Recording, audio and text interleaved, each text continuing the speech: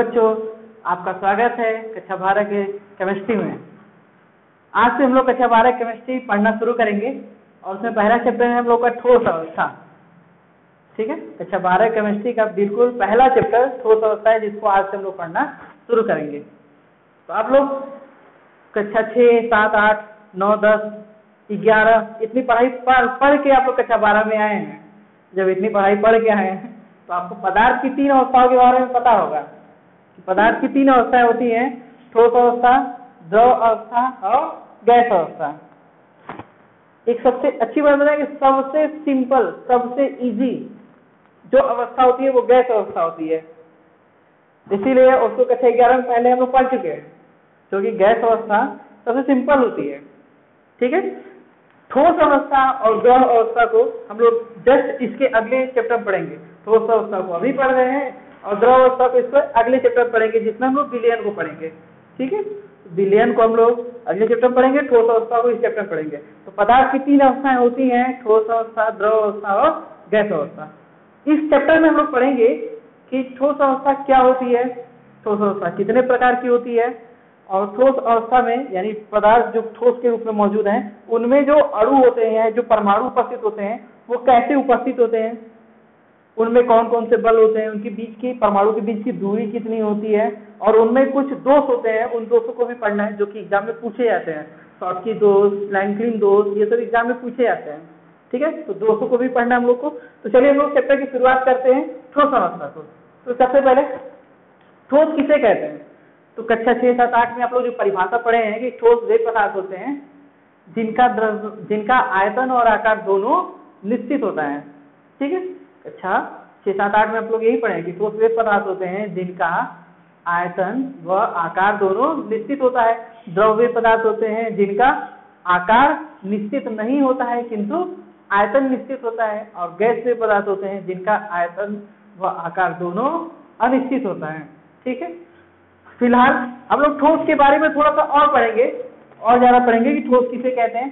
तो पहला तो हम लोगों ने लिखा ही है कि ठोस वे पदार्थ होते हैं जिनका द्रव्यमान, आकार व आयतन निश्चित होता है। ठोस के द्रव्यमान, आकार व आयतन निश्चित होते हैं। इसके अलावा भी कुछ ठोस के अंदर होते हैं, जैसे ठोस में हम लोग ले लें एक ईंट ले लें। जो ईंट है कई सारे छोटे छोटे कणों से मिलकर बना होगा।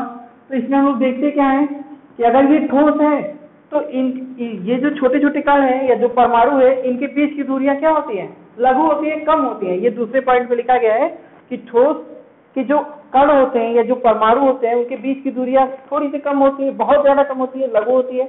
द्रव की उनसे अधिक होती है और गैस की सबसे अधिक होती है। यानी गैस के परमाणु बहुत दूर दूर होते हैं, द्रव के परमाणु थोड़ा पास पास होते हैं, और ठोस के परमाणु बहुत ज्यादा पास होते हैं और एक दूसरे से मजबूती से बंधे होते हैं। वो जो मजबूती से बंधे होते हैं उसको हम लोग कहते हैं अंतःआण्विक बल। तो अगर आपसे पूछा जाए कि अंतःआण्विक बल किसमें अधिक होता है, तो आंसर है ठोस में अंतःआण्विक बल अधिक होता है, द्रव में उससे कम होता है, और गैस में सबसे कम अंतःआण्विक बल होता है। तो अभी तक हम लोगों ने देखा कि ठोस वे पदार्थ होते हैं जिनके द्रव्यमान निश्चित होते हैं, आकार निश्चित होते हैं व आयतन निश्चित होते हैं। ठोस के अणुओं के बीच की जो दूरी है या परमाणु के बीच की जो दूरी होती है वो बहुत कम होती है, और उनके बीच जो लगने वाला आकर्षण बल है, जिसको हम लोग अंतःआण्विक बल कहते हैं, वो सबसे अधिक होता है। एक चीज और है कि ठोस में ये जो अणु या परमाणु होते हैं वे चारों तरफ इधर-उधर गति नहीं करते हैं, वे बस अपने स्थान पे केवल ऐसे ऐसे कंपन करते हैं। यानी आप लोग कक्षा 11 में दोलन में पढ़े होंगे, ठीक वैसा ही कुछ होता है कि एक बार इधर जाएंगे, फिर एक बार इधर आएंगे, फिर इधर जाएंगे, फिर इधर, मतलब अपने स्थान पे केवल कंपन करते रहते हैं धीरे धीरे।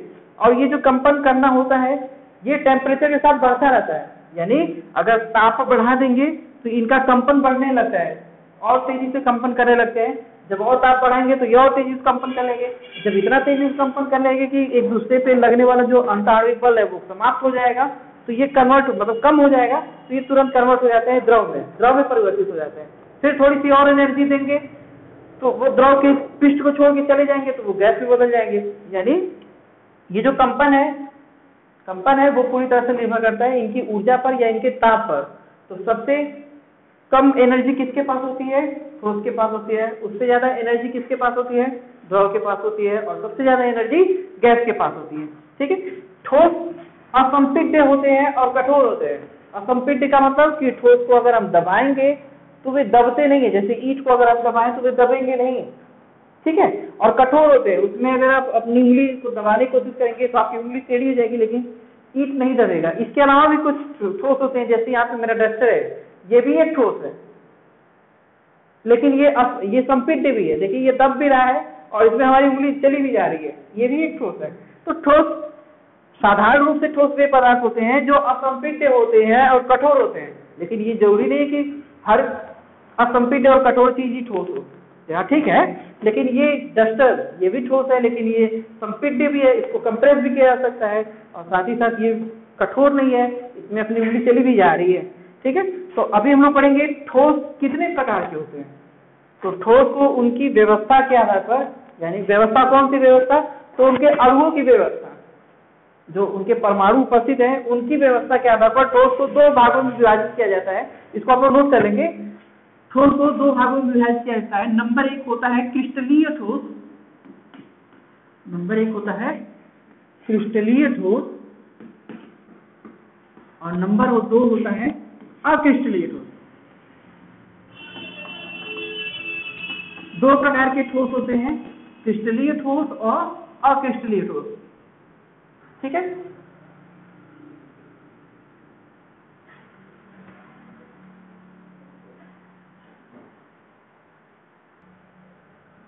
तो अभी हम लोगों ने देखा कि ठोस दो प्रकार के होते हैं, क्रिस्टलीय ठोस और अक्रिस्टलीय ठोस। ये कैसे होता है, तो ठोस की व्यवस्था, ठोस को व्यवस्था मतलब उनके अणुओं की स्थिति के हिसाब से ठोस को दो भागों में बांटा जाता है। जैसे मेरे हाथ में ये चाक है, चाक, मेरे हाथ में ये चाक है, चाक किससे मिलकर बना हुआ है, तो आप लोग सभी लोग जानते हैं चाक कैल्शियम कार्बोनेट से मिलकर बना होता है, चाक का सूत्र कैल्शियम कार्बोनेट होता है, ठीक है। इसके अलावा आप अगर संगमरमर को देखेंगे, संगमरमर जिसको मार्बल कहते हैं, इसका भी सूत्र क्या होता है, तो इसका भी सूत्र कैल्शियम कार्बोनेट ही होता है। दोनों का सूत्र कैल्शियम कार्बोनेट है, लेकिन दोनों के गुणों में बहुत अंतर है, दोनों के सेम है सूत्र, इसका भी कैल्शियम कार्बोनेट, इसका भी कैल्शियम कार्बोनेट, चाक का भी कैल्शियम कार्बोनेट सूत्र है, संगमरमर का भी कैल्शियम कार्बोनेट सूत्र है, लेकिन दोनों के गुणों में बहुत ज्यादा अंतर है। चाक पे हम लिख लेते हैं, इस बोर्ड पे हम चाक से लिख ले रहे हैं, और अगर संगमरमर से लिखने की कोशिश करें तो ये बोर्ड में स्क्रैच पड़ जाएंगे, लेकिन लिख नहीं पाएंगे। ऐसा क्यों हो रहा है, दोनों का सेम है संरचना सूत्र, देखिए नहीं, हाँ दोनों का अणुसूत्र सेम है, कैल्शियम कार्बोनेट कैल्शियम कार्बोनेट, लेकिन चाक से हम लोग बोर्ड पे लिख ले रहे हैं, संगमरमर से बोर्ड पे नहीं लिख पाएंगे, ठीक है। महल बनाना हो, जैसे ताजमहल है, तो संगमरमर का बना दिए, चाक का नहीं बनाएंगे, चाक का बनाएंगे एक बार इसमें सब पिघल जाएगा। तो एक बात है कि हर वस्तु का अपना अलग अलग जगह स्थान होता है, कोई वस्तु कहीं अच्छी होती है तो कोई वस्तु कहीं अच्छी होती है, कोई खराब नहीं है, चाक भी खराब नहीं है, संगमरमर भी खराब नहीं है, चाक का अपना यूज है, संगमरमर का अपना यूज है। लेकिन हम लोग को यहाँ पे ये समझना है कि क्योंकि दोनों का अणुसूत्र सेम है, लेकिन फिर भी दोनों के गुणों में इतना ज्यादा अंतर कैसे है, तो ये अंतर होता है इनके अणुओं की व्यवस्था के आधार पर, और इसी हिसाब से ठोस को दो भागों में बांटा गया है। तो ये जो संगमरमर है इसको हम लोग कह सकते हैं कि ये क्रिस्टलीय ठोस है, और चाक को कह सकते हैं कि अक्रिस्टलीय ठोस है। होता क्या है कि जो संगमरमर में कैल्शियम कार्बोनेट के अणु होते हैं वो ऐसे होते हैं, बिल्कुल एक निश्चित क्रम में होते हैं, ये कैसे निश्चित क्रम में होते हैं, जबकि अब चाक में जो कैल्शियम कार्बोनेट के अणु होते हैं ऐसे होते हैं, निश्चित क्रम में नहीं होते हैं, कोई इधर होगा कोई उधर होगा, यानी इनकी व्यवस्था जो होती है, अणुओं की जो व्यवस्था होती है एक निश्चित होती है, और इनके अणुओं की व्यवस्था निश्चित नहीं होती है। तो एक तरह से इसकी परिभाषा भी हो गई कि क्रिस्टलीय ठोस किसे कहते हैं, तो बोलेंगे कि वे ठोस जिनमें उपस्थित अणुओं की व्यवस्था निश्चित होती है, अणुओं की व्यवस्था का जो क्रम होता है वो निश्चित होता है कि ऐसे ही मिलेगा, वे सभी के सभी क्या कराएंगे, क्रिस्टलीय ठोस कहलाएंगे। और वे ठोस जिनमें उपस्थित अणुओं की व्यवस्था का क्रम अनिश्चित होता है, निश्चित नहीं होता है, कोई कहीं पाया जाएगा कोई कहीं पाया जाएगा, उनके बीच में शायद गैप भी हो, जैसे इसमें ये है चाक, लेकिन इसमें गैप है, इसमें पानी अगर डालेंगे तो पानी अवशोषित कर लेगा, यानी इनके बीच में गैप है, लेकिन संगमरमर में पानी डालेंगे तो पानी नहीं अवशोषित होगा, ठीक है, यानी अक्रिस्टलीय ठोस कहलाएगा। तो क्रिस्टलीय ठोस किसे कहते हैं, तो बोलेंगे कि वे ठोस जिनमें अणुओं की व्यवस्था निश्चित क्रम में होती है, क्रिस्टलीय ठोस कहलाते हैं। और अक्रिस्टलीय ठोस किसे कहेंगे? तो बोलेंगे कि वे ठोस जिनमें उपस्थित अणुओं की व्यवस्था अनिश्चित क्रम में होती है, निश्चित क्रम में नहीं होती है, अक्रिस्टलीय ठोस कहलाते हैं। और कक्षा 12 में हम लोग को इसके बारे में नहीं पढ़ना है, अक्रिस्टलीय ठोस के बारे में नहीं पढ़ना, क्योंकि जिसकी कोई व्यवस्था ही नहीं है, कोई निश्चित क्रम ही नहीं है, उसको क्यों पढ़े, है कि नहीं? जिसका निश्चित क्रम है उसी को हम लोग पढ़ेंगे, क्रिस्टलीय ठोस को ही आज से हम लोग आगे पढ़ना शुरू करेंगे। फिलहाल एक चीज ये है कि क्रिस्टलीय ठोस और अक्रिस्टलीय ठोस में कुछ अंतर होते हैं, उन अंतरों को हम लोग देखने की कोशिश करेंगे। क्रिस्टलीय ठोस और अक्रिस्टलीय ठोस में क्या अंतर होते हैं, चलिए देखते हैं। ठोस दो प्रकार के होते हैं, इतना हम लोगों ने देख लिया। कैल्शियम कार्बोनेट को लिया था। चाक में देखिए कि चाक में जो अणु होते हैं वो निश्चित क्रम में नहीं होता है, कहीं भी हो सकते हैं, कैसे भी हो सकते हैं। और जबकि संगमरमर में जो कैल्शियम कार्बोनेट के अणु होते हैं वो निश्चित क्रम में होते हैं, एक निश्चित उनकी क्रम होता है। जैसे यहाँ पे कैल्शियम कार्बोनेट अगर संगमरमर के रूप में है तो ऐसा होता है, और चाक के रूप में है तो ऐसा होता है। इनके बीच में कुछ जगह भी होता है, ये कैसे भी पाए जा सकते हैं, और इनमें वो जगह नहीं होता है, थोड़ा कम होता है, और ये थोड़े अच्छे से तरीके से पाए जाते हैं, इनमें निश्चित क्रम होता है। तो अब हम लोग को देखना है क्रिस्टलीय ठोस और अक्रिस्टलीय ठोस को, उनके गुण के आकार, गुण के आधार पर थोड़ा सा अंतर, उनमें क्या क्या अंतर है उनको हम लोग को देखना है। पहला है आकार का, पहला हम लोग का जो अंतर है वो आकार का, कि क्रिस्टलीय ठोस किस आकार के होते हैं, अक्रिस्टलीय ठोस किस आकार के होते हैं। तो अगर आप कभी देखे होंगे तो संगमरमर एक निश्चित आकार का होता है, निश्चित अभिलाक्षणिक आकार का होता है। और जैसा कि चाक देखते हैं तो चाक कैसा भी हो सकता है, मोटा भी हो सकता है, पतला भी हो सकता है, किसी भी डिजाइन का हो सकता है, जैसे अदरक होता है कहीं से भी खुल जाता है, ठीक है। खड़िया देखे आप लोग कभी, तो खड़िया ऐसा ही होता है। तो पहला अंतर है क्रिस्टलीय ठोस और अक्रिस्टलीय ठोस में आकार में। तो इनका लिखेंगे क्रिस्टलीय ठोस का आकार निश्चित होता है और वो भी अभिलाक्षणिक होता है, निश्चित अभिलाक्षणिक आकार होता है। जबकि अक्रिस्टलीय ठोस का आकार अनिश्चित होता है, अनिश्चित होता है, किसी भी आकार के वो मिल सकते हैं, ठीक है। एक चीज और है कि अगर हम क्रिस्टलीय ठोस को काटेंगे या क्रिस्टलीय ठोस को तोड़ेंगे तो ये बिल्कुल शार्प टूटते हैं, बिल्कुल नुकीले होकर टूटते हैं। जैसे अगर आप क्रिस्टलीय ठोस संगमरमर को अगर आप कभी तोड़ेंगे तो वो जो टूटेंगे जहाँ से, वहां पे बिल्कुल शार्प रहेगा, नुकीला रहेगा। अगर वहां हाथ ऐसे रख देंगे तो हाथ कट जाएगा, लेकिन अगर चाक को तोड़ेंगे तो वो नुकीला नहीं होता है, वो नहीं होता है। तो वो हम नहीं लिखे हैं इसमें गुण में, आप चाहे तो लिख सकते हैं कि क्रिस्टलीय ठोस को अगर तोड़ा जाए तो वो स्मूथ होते हैं, मुलायम होते हैं और शार्प होते हैं, नुकीले होते हैं, तेज होते हैं, उनसे हाथ कट जाए। जबकि अक्रिस्टलीय ठोस में ऐसा नहीं होता है। दूसरा हम लोग का अंतर है अणु की व्यवस्था का क्रम, कि ठोस में अणु, क्रिस्टलीय ठोस में अणु किस तरह से होते हैं और अक्रिस्टलीय ठोस में अणु किस तरह से होते हैं। तो क्रिस्टलीय ठोस में अणु निश्चित क्रम में होते हैं और अक्रिस्टलीय ठोस में अणु अनिश्चित क्रम में होते हैं। तो यहाँ लिख देंगे क्रिस्टलीय ठोस में अणुओं की व्यवस्था कैसी होती है, तो निश्चित क्रम में होती है, ये दूसरा अंतर है। और अक्रिस्टलीय ठोस में अणु की व्यवस्था कैसी होती है, तो अनिश्चित होती है, अनिश्चित क्रम की व्यवस्था होती है, कैसे भी व्यवस्था पाई जा सकती है उसमें, ठीक है।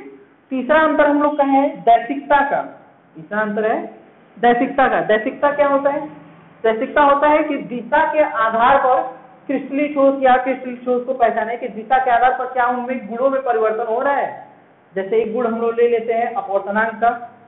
अपवर्तनांक किसे कहते हैं, आप लोग पढ़े होंगे। अपवर्तन किसे कहते हैं, तो आप लोग पढ़े होंगे, जब प्रकाश की किरण एक माध्यम से दूसरे माध्यम में जाती है तो अपने मार्ग से विचलित हो जाती है, ये प्रकाश का अपवर्तन होता है। मान लेते हैं हमारे पास दो प्रकार के पदार्थ हैं, ठीक है, एक है क्रिस्टलीय ठोस और एक अक्रिस्टलीय ठोस, और ये दोनों मिलके दो पदार्थों से बने हैं। जैसे मान लीजिए कि क्रिस्टलीय ठोस है, उसमें दो अणु मिलके एक क्रिस्टलीय ठोस का निर्माण कर रहे हैं। जैसे कैल्शियम कार्बोनेट, कैल्शियम आयन और कार्बोनेट आयन दोनों थे। संगमरमर में कुछ मान लीजिए ऐसे है कि ये कैल्शियम आयन है और ये कार्बोनेट आयन है, फिर ये कैल्शियम आयन है, फिर ये कार्बोनेट आयन, फिर ये कैल्शियम आयन है, फिर कार्बोनेट आयन, इसके नीचे कार्बोनेट आयन, फिर कैल्शियम आयन, फिर कार्बोनेट आयन, फिर कैल्शियम आयन, फिर कार्बोनेट आयन, फिर कैल्शियम आयन, फिर calcium ion, carbonate ion, calcium ion, carbonate ion, calcium ion, carbonate ion, ऐसे करके क्रिस्टलीय ठोस की आकृति ऐसी होती है, निश्चित क्रम में होती है। और अक्रिस्टलीय ठोस को देखें, फिर से कैल्शियम कार्बोनेट के देखो, ये calcium carbonate, calcium ion, carbonate ion, फिर calcium ion, carbonate ion, calcium ion, carbonate ion, calcium ion, carbonate ion, इनमें कोई व्यवस्था ही नहीं होती है, कहीं भी पाया जा सकता है। यहाँ पे क्या हुआ, एक कैल्शियम आयन है, फिर कार्बोनेट आयन, फिर कैल्शियम आयन, फिर कार्बोनेट आयन, और कैल्शियम आयन के नीचे कार्बोनेट आयन है, जबकि ऐसा इसमें नहीं है, इसमें कहीं कैल्शियम आयन है, कहीं कार्बोनेट आयन है। तो ये हो गया अक्रिस्टलीय ठोस, ये हो गया क्रिस्टलीय ठोस। अब इसमें होता क्या है कि अगर हम प्रकाश की किरण को गुजारे, चेक करें कि इनका अपवर्तनांक कैसा है या मार्ग में कितनी रुकावटें हैं, तो हम ये देखते हैं कि अगर प्रकाश की किरण ऐसे जा रही है, सीधी इस तरह से जा रही है, तो पहले कैल्शियम आयन मिला, फिर कार्बोनेट आयन मिला, फिर कैल्शियम आयन मिला। लेकिन अगर इसके बगल से जा रही है प्रकाश की किरण, तो पहले कौन मिला, कार्बोनेट आयन, फिर कैल्शियम आयन, फिर कार्बोनेट आयन। यहाँ पे 2 कैल्शियम आयन और 1 कार्बोनेट आयन मिला, जबकि यहाँ पे क्या हुआ, 2 कार्बोनेट आयन और 1 कैल्शियम आयन मिला। यानी यहाँ पे कोई अणु ज्यादा है तो यहाँ पे वो कम है, यहाँ पे जो अणु कम था वहां पे वो ज्यादा है। होगा क्या इससे, यहाँ पे जो प्रकाश की किरण गुजर रही है, इसकी चाल यहाँ कुछ और हो जाएगी, यहाँ कुछ और हो जाएगी। ठीक है, अगर हम ऐसे गुजारे, ऐसे तिरछा गुजारे, तब क्या होगा, केवल कैल्शियम कैल्शियम कैल्शियम आयन, यहाँ पे अणुओं की या प्रकाश की चाल कुछ और होगी।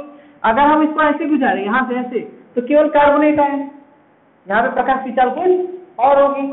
यानी अगर हम दिशा चेंज कर दें, हर दिशा से देखें, चाहे इधर से देखें, ऐसे देखें, यहाँ देखिए calcium ion, carbonate ion, calcium ion, तो हर दिशा में हम देख रहे हैं कि अणु अलग अलग तरह से उपस्थित हैं। और जब अणु अलग अलग तरह से उपस्थित हैं तो प्रकाश की चाल भी क्या हो गई, अलग अलग हो गई। यानी क्रिस्टलीय ठोस में जो दैशिकता है, दैशिकता में हम अपवर्तनांक को कहें तो ये क्या निश्चित है या समान है, आंसर है नहीं, ये समान नहीं है, हर तरफ से क्या है, अलग अलग है। लेकिन अक्रिस्टलीय ठोस में देखें तो क्या होगा, अगर हम प्रकाश किरण को यहाँ से गुजार दें तो 1 कैल्शियम आयन मिला, मान लो से कार्बोनेट आयन भी मिला, अगर इधर से गुजार दें तो 1 कैल्शियम आयन मिला, 1 कार्बोनेट आयन।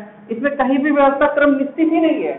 जब व्यवस्था क्रम निश्चित ही नहीं है तो हमको पता ही नहीं है कि आगे क्या मिलेगा, कैल्शियम आयन मिलेगा कि कार्बोनेट आयन मिलेगा। तो जब ऐसे चेक करते हैं तो लगभग हर जगह से प्रकाश की चाल हमको बराबर मिलती है, चाहे इधर से गति कराए, चाहे इधर से गति कराए, चाहे इधर से, हर तरफ से प्रकाश की चाल बराबर मिलती है। तो हम इस तरह से कह सकते हैं कि अक्रिस्टलीय ठोस में दैशिकता समान होती है और क्रिस्टलीय ठोस में दैशिकता भिन्न भिन्न होती है। ठीक है, तो इसको लिख लेंगे, क्रिस्टलीय ठोस में दैशिकता को भिन्न भिन्न होती है या समान नहीं होती है, भिन्न भिन्न होती है। और अक्रिस्टलीय ठोस में दैशिकता लगभग समान होती है, लगभग समान होती है। ठीक है, अब एक लास्ट में हम लोग का चौथा गुण है गलनांक का।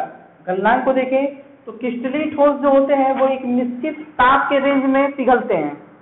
अगर द्रव में परिवर्तित हुए गलेंगे तो एक ताप के निश्चित रेंज में चेंज होगी। जैसे मान लेते हैं कि ये 60 डिग्री सेल्सियस, अगर इसको हम गर्म करना शुरू किए हैं, क्रिस्टलीय ठोस को 60 डिग्री सेल्सियस से पिघलना शुरू हुआ और लगभग 63 डिग्री सेल्सियस पे जाके पिघल गया, पूरी तरह से समाप्त पिघल गया। तो यहाँ पे जो ताप का रेंज है कि इतने से इतने के बीच में पिघल रहा है, ये बहुत ही क्या है, छोटा है, 3 डिग्री सेल्सियस में ही तो सब पिघल गए। लेकिन अक्रिस्टलीय ठोस में देखा ये गया है कि अगर वो पिघलना शुरू किए 60 डिग्री सेल्सियस से, तो पिघलते के पिघलते 80 डिग्री सेल्सियस जब तक ताप नहीं हुआ तब तक सारे अणु पिघलेंगे नहीं, यानी पूरा पदार्थ तब तक पिघलेगा जब तक ताप बढ़ के 80 डिग्री सेल्सियस न हो जाए। यानी यहाँ पे एक रेंज में, और वो रेंज कितना है, इसकी तुलना में तो अधिक है ना। अक्रिस्टलीय ठोस का 20 डिग्री सेल्सियस का रेंज है, कहीं कहीं 30 डिग्री, कहीं कहीं 40 डिग्री, 80 डिग्री सेल्सियस तक का रेंज मिल सकता है हम लोग को। यानी हम कह सकते हैं गलनांक में क्रिस्टलीय ठोस जो होते हैं वो ताप के निश्चित परास में, यानी निश्चित रेंज में, कम परास में पिघल जाते हैं, और अक्रिस्टलीय ठोस ताप के अधिक परास में, बहुत अधिक परास में, निश्चित नहीं बल्कि अनिश्चित परास में क्या करते हैं, पिघलते हैं। यानी ये निश्चित गलनांक पर पिघलते हैं, वो अनिश्चित गलनांक पर पिघलते हैं। हम ऐसे भी लिख सकते हैं कि इनका गलनांक क्या होता है, निश्चित होता है, और इनका गलनांक अनिश्चित होता है, बल्कि ये एक रेंज में पिघलते हैं। ठीक है, तो इतना नोट कर लीजिएगा आप लोग, गुण के आधार पर क्रिस्टलीय ठोस और अक्रिस्टलीय ठोस कितने, क्या क्या उनमें अंतर है, और ये कुछ उसके एग्जाम्पल थे। आज की वीडियो में बस इतना ही हम लोग देखेंगे। मिलेंगे हम लोग अगले वीडियो में, जिसमें हम लोग पढ़ेंगे क्रिस्टलीय ठोस कितने प्रकार के होते हैं। क्रिस्टलीय ठोस 4 प्रकार के होते हैं, चारों प्रकारों का हम लोग कल अध्ययन करना है, और बहुत सारी बातें क्रिस्टलीय ठोस के बारे में करेंगे। अक्रिस्टलीय ठोस को तो पढ़ना ही नहीं है। तो आज की वीडियो के लिए इतना ही, मिलते हैं अगले वीडियो में। Thank you.